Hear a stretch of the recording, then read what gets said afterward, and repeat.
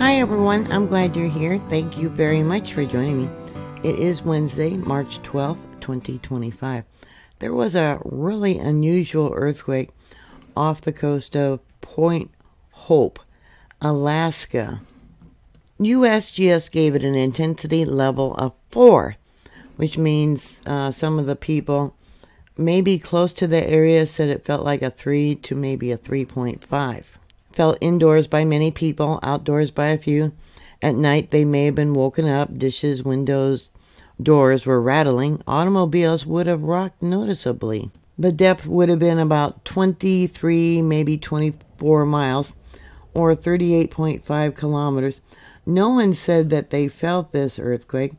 Here you can see intensity level 4. Here's the impact map. I don't know if you can see it. Over here would be Point Hope. And yeah, intensity level, towards the east.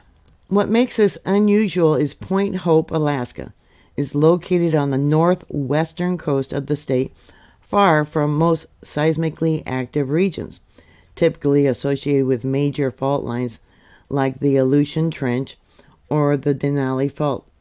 Based on available geological data, there's no well-documented major fault activity in this area or near this area of Point Hope.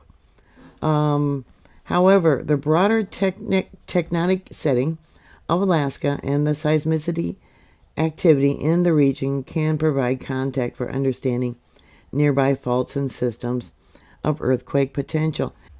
So here in 2014, there was a magnitude 5.7 on June 16th. So let me bring this back out and go to the location. Yeah, right there is Point Hope. Can you see that?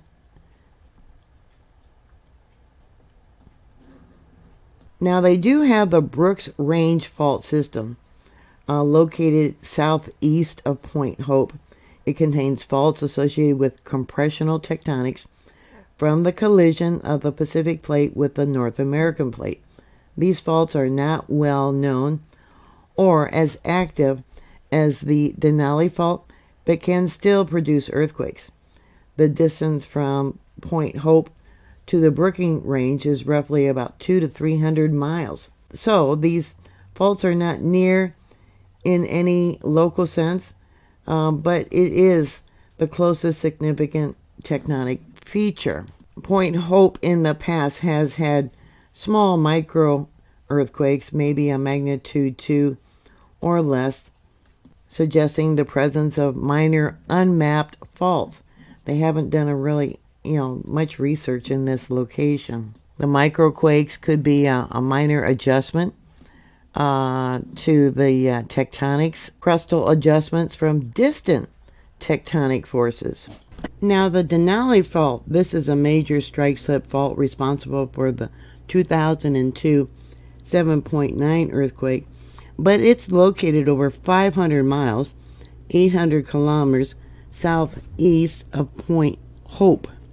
It is too far to directly affect Point Hope with surface rupture, though large events on that fault can be felt across the state. Then we got the Alaska-Aleutian Megathrust. This subduction zone fault lies along the southern coast of Alaska and the Aleutian Islands, over 1,000 miles, 1,600 kilometers south of Point Hope. It produced the state's largest earthquake in 1964, a magnitude 9.2, or what they call the Good Friday earthquake. Let me bring this out. Yeah, see over here, way down here to the south. That's the Aleutian Islands fault zone. Seismic records show that Point Hope have had over 146 recorded earthquakes of up to a magnitude 5.2. Those events suggest that there is some sort of fault within that location, but they haven't done enough research to document anything. There was a magnitude 5.2 in the Bering Strait, and the most recent notable event was a magnitude 1.8 before today's earthquake, 57 kilometers west of Kivalina. I'm probably pronouncing that wrong. About 70 miles south of Point Hope on March 14th of last year. These small scattered events imply low-level tectonic strain, but do not point to any major faults nearby.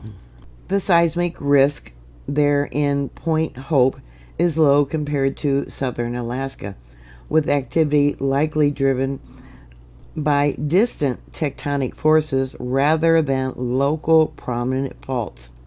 Yep, end-time prophecy. We're going to see lots of earthquakes in diverse places, and they're increasing in regularity, aren't they? So what are your thoughts? Put your comments down below. Thank you very much for watching. Please like, share, and subscribe, and I'll talk to you later. God bless y'all.